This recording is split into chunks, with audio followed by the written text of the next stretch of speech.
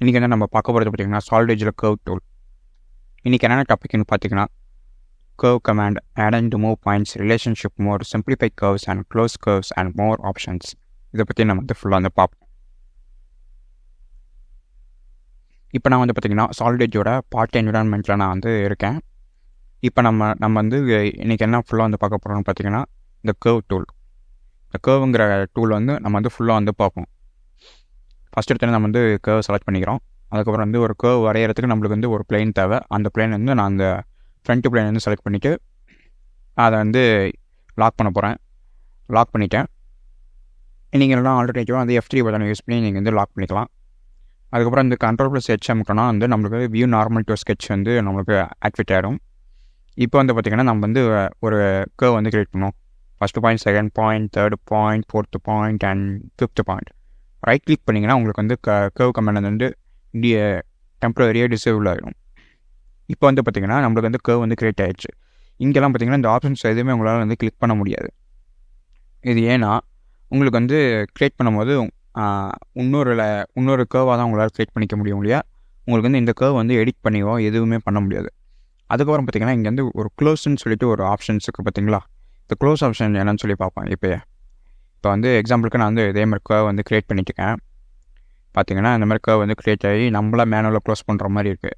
இதுவே இந்த க்ளோஸுங்கிற ஆப்ஷன் வந்து கிளிக் பண்ணிட்டிங்கன்னா உங்களுக்கு தகுந்த மாதிரி நீங்கள் க்ரியேட் பண்ணதுக்கப்புறம் இந்த க்ளோஸ்னு ஆப்ஷனை கிளிக் பண்ணோடனே உங்களுக்கு தகுந்த மாதிரி வந்து ஆஃப்டிங்கன்னா இந்த மாதிரி க்ளோஸ் ஆகிடும். ரைட் கிளிக் பண்ணிங்கன்னா க்ளோஸ் ஆகிடும். ஓகேவா. இது வந்து க்ளோஸோட அட்வான்டேஜ்.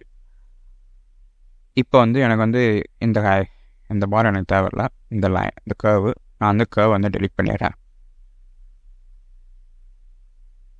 நான் வந்து இந்த கர்வ் வந்து டெலிட் பண்ணிட்டேன்.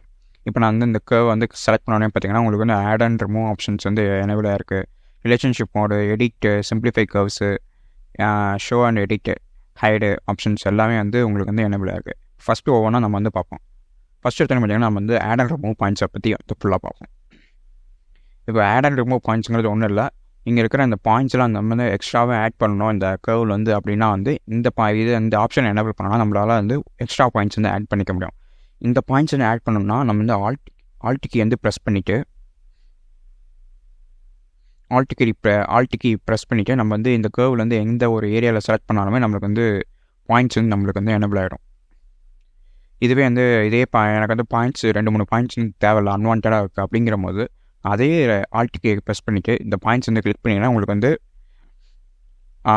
ரிமூவ் ஆகிடும் பாயிண்ட்ஸ் கர்வ்லேருந்து. அதுக்கப்புறம் பார்த்திங்கன்னா இந்த எடிட் அப்படிங்கிற ஆப்ஷன் வந்து உங்களுக்கு 2 விதமாக இருக்குது. இதில் வந்து லோக்கலுங்கிறது ஒன்றும் இல்லை, இங்கே இருக்கிறது தான் வந்து லோக்கல் பாயிண்ட்ஸு.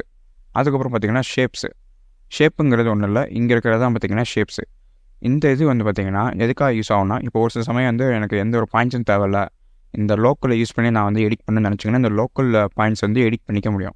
இல்லை எனக்கு வந்து எந்த ஒரு லோக்கல் பாயிண்ட்ஸும் அவைலபிளாக இல்லை, எனக்கு வெறும் பாயிண்ட்ஸ் மட்டும் தான் அவைலபிளாக இருக்குங்கும்போது நம்ம வந்து ஷேப்புங்கிற ஆப்ஷன் யூஸ் பண்ணி நம்மளை வந்து எடிட் பண்ணிக்க முடியும். எக்ஸாம்பிளுக்கு நம்ம வந்து லோக்கலுங்கிறது ஃபஸ்ட்டுலேருந்து பார்ப்போம்.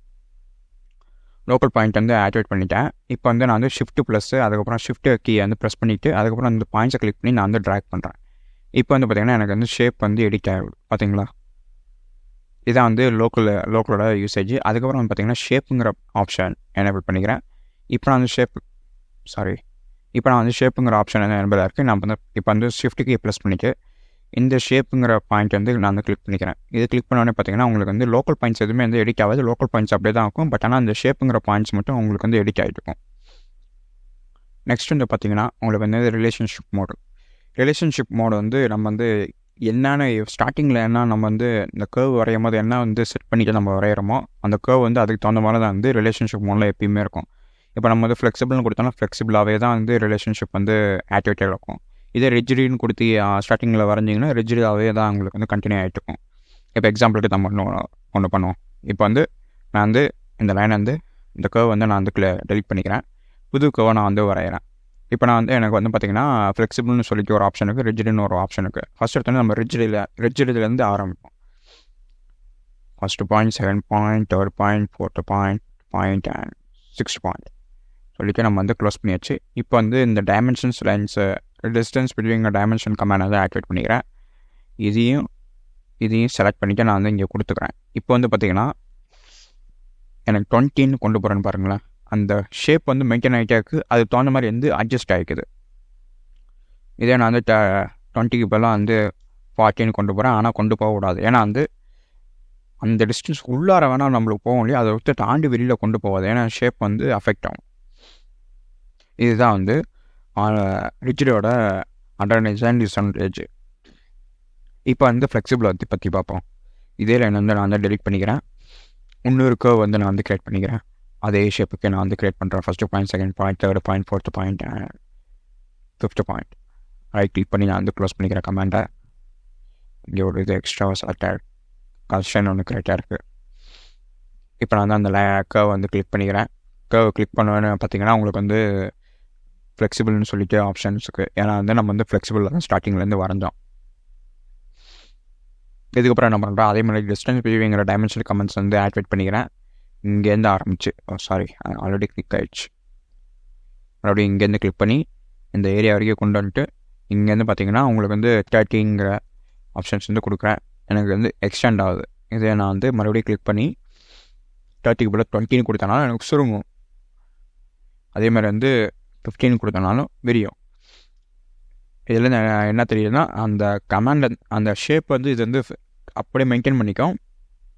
பட் ஆனால் வந்து ஆட்டோ ஸ்கேல் ஆகிக்கும். நம்ம கொடுக்குற டைமென்ஷனுக்கு அந்த மாதிரி வந்து ஆட்டோ ஸ்கேல் ஆகிடும் ஸ்ப்ளைனு.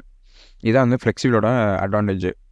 மேக்ஸிமம் நம்ம வந்து ரொம்பவும் காம்ப்ளெக்ஸான ஷேப் அப்படிங்கிற போது நம்ம வந்து ஃப்ளெக்சிபிளை வச்சு வரைகிறது தான் பெஸ்ட்டு. நம்மளுக்கு தான் ஷேப்புக்கு அந்த மாதிரி டைமென்ஷன்ஸ் வந்து இதாகும். அதுக்கப்புறம் பார்த்திங்கன்னா சிம்பிளிஃபை கர்வ்ஸ்.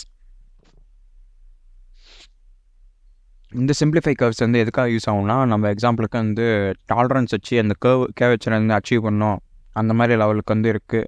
அது வந்து மிஷினிங் லெவலில் நம்மளால் அந்த எக்ஸாக்டாக அதை அச்சீவ் பண்ண முடியாது.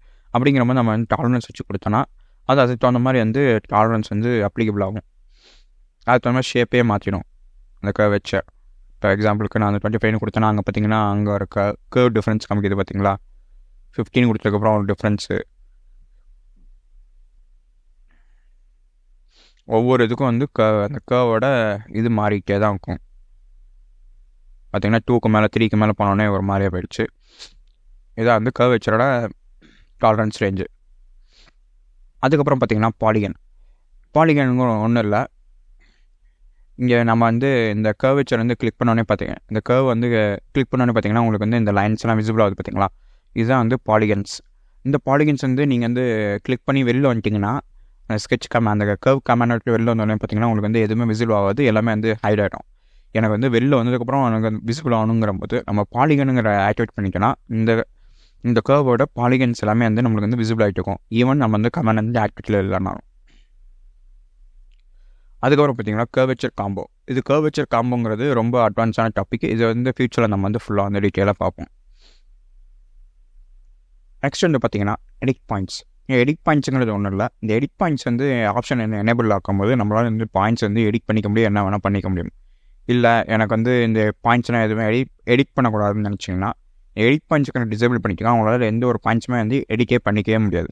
எக்ஸாம்பிளுக்கு நான் வந்து ஆடோ ரிமூவ் ஆப்ஷன் கொடுத்துக்கிறேன். இப்போ நான் வந்து ஆல்ட்டுக்கு அமுக்கி நான் வந்து இங்கே இருக்கிற வந்து பாயிண்ட்ஸ் ரிமூவ் பண்ணணும்னு நினச்சேன், எனக்கு வந்து பாயிண்ட்ஸ் விசிபிளே ஆகல.